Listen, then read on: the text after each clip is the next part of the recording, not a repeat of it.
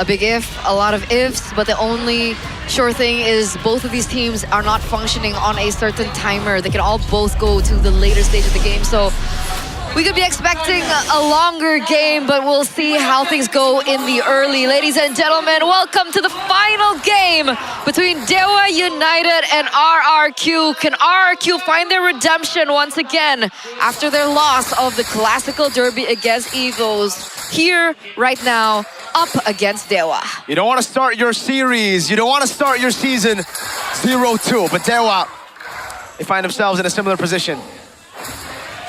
True, man. There's a lot at stake right here. That more than just the current situation, there's the future situations to try and consider for both teams. For Dewa, looking at the emblems here, a lot of focus on the mobility right here. Tenacity only for Itoshi Kesu.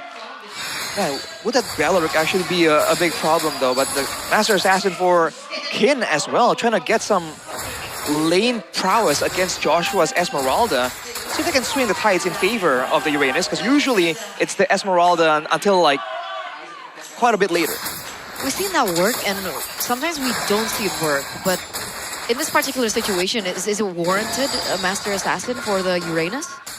It might just be a Kin thing, you know. He wants to really bring the fight towards the opposition. By all means, you do lose out, quote unquote, but not heavily, especially not after getting a couple of levels in. And right now, at level 3, I think Kin's doing a pretty okay job. I mean, he's actually been able to secure everything. All the XP counts. Joshua going to be taken low. Oh, almost the lethal ignition. Not just there. Kane might be punished for this, and he will be punished. Saeed just making sure that kill goes away over the Demon Kite. And it's RRQ again with first blood. He nearly dodged it. He nearly dodged it, but that final push in from Saeed really just put the nail in the coffin. But even without Kane in the area, it looks like Demon Kite still also unable to take a grasp on the neutral objective. Look at Kin and how he's able to push everyone away. Wait, this is a really good zone from Kin. Because look, on the other side of the map, they're going to go for the neutral objective. It looks like it's going to be free. Good Thunder Strat now. Free neutral objective. The SOD doesn't land. The Blaze coming down from maybe onto Saeed. Just a bit more poke. So at the end of the day, it's 2 kills. Octa and Kane both dying for the neutral objective. A lot of battle spells used right there to really try and get a bit of a trade in. I think they ideally want a bit more, but looking at the goal, they're still doing pretty okay considering that the turtle did go to Dewa. Again, with the Eudora Harley, they want to find more plays like this, so eyes on side, man. Goes for it. Oh, Raptor driving the flicker to kill in the mid lane, and now it's going to be another as Kane walks up. A big double for Octa. That neutralizes the lead that RRQ had in the early game. Instantly, 800 gold lead, and now literally back to back.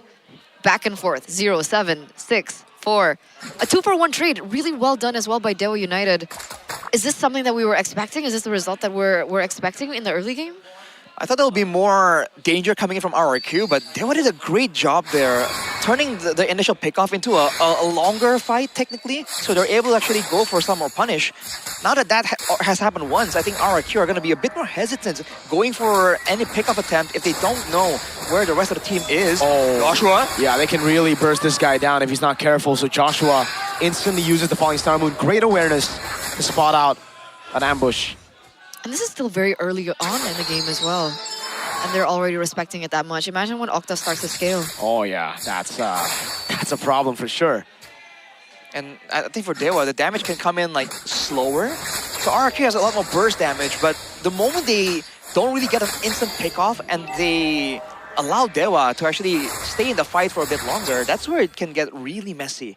In a way, funny enough, it's like this. It's like the opposite matchup of the previous game, right? RRQ are the ones playing with burst right now, but they were showing them how you deal with it, kind of. Which is why the Lunox picks really it came into clutch, right? It's a lot safer. You don't really naturally have to use a Purify because of the resources that you have in your kit. We'll see exactly how things go out. Level 6 already. Kin still trying his best to go for the zone. Will Demon Kite be able to secure this with a level lead over Kane? I mean, RRQ have done a good job zoning them. doing damage, poking them as well. Kin get caught with Spear of Misery. The time doesn't land. Kin pops into Consecration. Saeed's right there. Oh! A pick onto Joshua. Now knocked down Saeed. Retribution still clean for Demon Kite. But it's Hajin who's going to be caught all alone as Kin jumps in. And now that's the shield proc into a double on the Uranus. Even he gets... Oh my... Wait. Kin? No way he gets a triple on the Uranus. It might just be. Oh my god, the shield proc, Arthur! He gets on the turret, Kin gets thrown away. Joshua picks up the kill. A bit too greedy for Kim, but there's no shutdown and it is given over maybe. Ooh. A way to take a structure maybe. Capitalizing on Kin's death. 3-for-1 trade, but is that the damage coming out from the emblem, the Master Assassin? Is that the point of how he utilized it? I think it's mainly taken for laning power, not really in a messy time like that, but I think it did pay off a little bit. Oh yeah. In that 1v1. Overall though, the fact that Joshua got bursted down so fast there, I think he really got caught off guard. That's the problem with Dewa's composition. They don't really operate with a requirement of a stun, like a big signal. At any point, Octa can just jump in and just delete you. Yeah, that's why the counter, it was a good pick. It's not only, you know, a safe, there's damage to it. It's a great counter as well towards the Esmeralda. And you think that the front line would have a say in these particular team fights, and it really just doesn't. Well, the Moskov is still there for the late game for RRQ, but I think they definitely predicted that they're going to be doing so much better here in the 6 to maybe 10-minute mark. Now that they are the ones actually ahead, they seem to be playing it a bit safer. They're crawling around Arthur. 10 seconds to go for the neutral objective though. I think Dewa once again want to try and make something happen.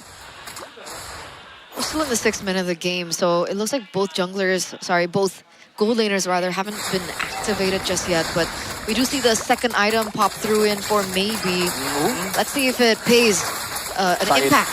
Saeed on the back. Retribution coming down now. Blazing Duet as well with the Purify, and K gets away with the Wrath of the Tribe, peeling him away, and that's the Blazing Duet with Kin together. Maybe he gets poked down by the poker trick, but Saeed is surely going to fall now as Itoshi Kesu walks up and taunts him. The trees on the board. Demon Kite running for the hills, and Kane is just waiting for a possible Moskov walk-up. Boom. Another 1-for-3 trade in the grand scheme of things, and it feels like the same thing happens over and over in these particular team fights. RRQ just can't catch a break, can't win a team fight in the first, 7 minutes of the game. On the bright side, they're keeping maybe at bay, sort of, right? But by diving all the way towards him, but surely it's not worth it, and they can't keep... They can't sustain this kind of loss, Trading 1-for-3 again and again could not be value for RRQ. Oh, Wrath of the Triad from Kesu! Octa with a follow-up. Kim just zoning the backline so Hajirin can't retaliate. Oh my god! It's a wombo combo. It's happening again. It's working out really, really well. Dewa united now, 3,700 gold lead. They have a structure as well in the mid side as well. They're pushing more for themselves. Like the damage that we were expecting from Hajirin and Demon Kite, we're not really seeing it just yet. And no one can kill Kin now. Yep. Except maybe Arthur if he gets 3 items. 4. Exactly. They have to wait on the Moskov, because we talked about how the double burst Eudora Harley might be able to keep Kin at bay. But because he's doing so well right now, he rushed the Radiant Armor and the Oracle. And at this point, with RRQ being quite behind, not enough damage magically to try and deal with Kin. That was legit his first item. And then it worked out really well because even in lane, he's up against the Esmeralda, so he's killing 2 birds with 1 stone here. There's literally no amount of magic damage that can pierce through him at the stage in time, especially with the Oracle. But you're right, they're waiting for that power spike coming in from Arthur. They need that 3rd item, and they need it fast. This is going to break a moment right here. Oh my god, they're just going to blitz it down. Hajirin shows himself before Saeed even conceals. It's going to be a free pick. Good Saeed move. I'm offended, but it's just everybody blitzed down in the back. I think that was just a complete miscommunication. I was thrown off by Hajirin walking out of bush, giving out their position. Arashi, what the heck? I think I don't know, man. It seemed like Saeed was still waiting for a chance, but Hajirin might have... We need a replay on that. He might have said that, hey, there might be a call that we're letting go of the attempt. either way, man, they went for the same Eudora Ruby pickoff attempt, and it hasn't worked out before. Demon Kite trying to make some plays happen, but he's isolated right now. Dewa can collapse onto him. I really wish we get to see the replay there, because I think that was a big fumble without the conceal. Like, that was a good set, but they were expecting it because they saw Hajirin. The Belric with the zone, just walking up like that, forces RRQ to fall back immediately. Only one Purify in the hands of Arthur. Trying to hold on to the protection right there, and they will be able to keep the one in the mid lane. Lord still coming through though. At the very least, though, in the bottom lane, Arthur was able to get a turret. So I don't know. Was the call to go all in that team fight? Was it not? But they were functioning without a gold laner in that particular situation. Well, we're gonna see the highlights after this game ends. But yep, I think it's a valid question. I think what exactly happened in that team fight? Well, what exactly happened, we can't really tell just from the replay, by all means. But we'll take a closer look for sure. But Divine Glaive on Octa, 5-1. Oh boy. At this point, are you concerned about the Lunox or the Belric, right? There's so many things that Dewa are throwing in the faces of RRQ. Look at Kid! Yeah, he can just stone everybody. Rather try from Itoshi Kestu into the burst on Saeed, and none of them will be taken down. Amazing brilliance by Octa. Gets away. They get the pick under a base turret on a roamer, and they don't get punished. Not even a battle spell. Well, the flicker was used by Kesu, but it was to engage. No flickers back. Right, that's a Dominus Ice built by Kin as well. It's gonna allow him to tank up more when he is surrounded by the whole roster of RRQ. And he didn't have a complete item earlier, and he's able to actually tank up the damage under the base of RRQ. So it's looking tough. But again, RRQ, they have burst damage to work with, but can they get to the power spikes before they will force the end? Speaking of burst damage, what do you think about Demon Kite's build right now? It's the concentrate energy into Genius Wand into Brute Force. Yeah, it's a CE Brute Force build. It's meant for like a longer, like brawl, you know, a longer fight where you can actually serve as like a proxy DPS. So he's trying to get best of both worlds, technically. And now with the Lord here, Dewa are definitely going to push the issue. So do you think it's value in this situation where RRQ's behind?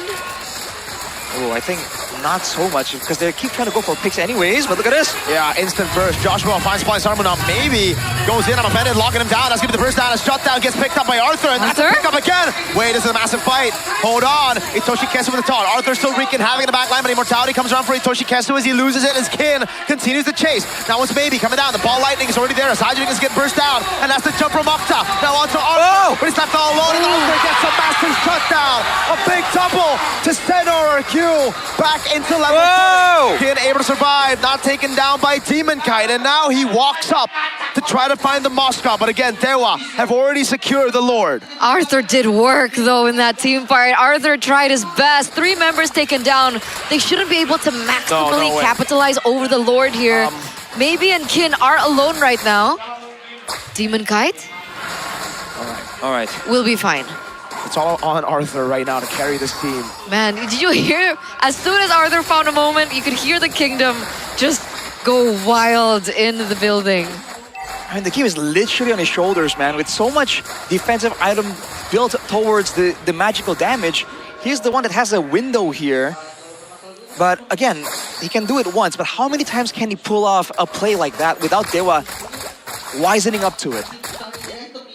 It's all on you, Arthur. Oh. Literally King Arthur. Gold, maybe. I mean, I understand there's so much magic damage, but that's... Will that be enough, though? That's how the Moscow was able to tear through everybody. I thought by now, Kim would also have a Chastised Pauldron. No Chastised Pauldron at all. Is he going for it now with the Steel Eclipse? I think so.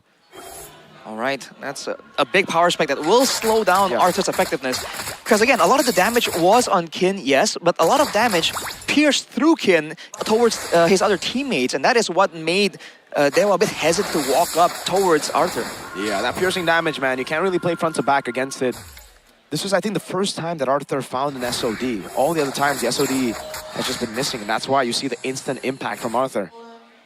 I think earlier there was one fight where he actually landed it, but at that point the fight was done. already lost by the time the spear landed. So it's actually good restraint from him. And now with 40 seconds to go here, more time for RRQ to farm up.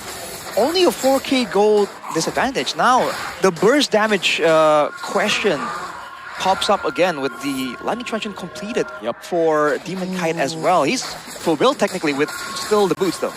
They won't gotta split up, man. They can't be grouping up together. If they get caught in the I'm offended from Saeed into that piercing damage again, it'll be the same story. It's going to be very, very difficult for them to find an advantage in these particular team fights. And as things progress, we're entering, the later stages of the game. 15 minutes in, Jazz Ties built up.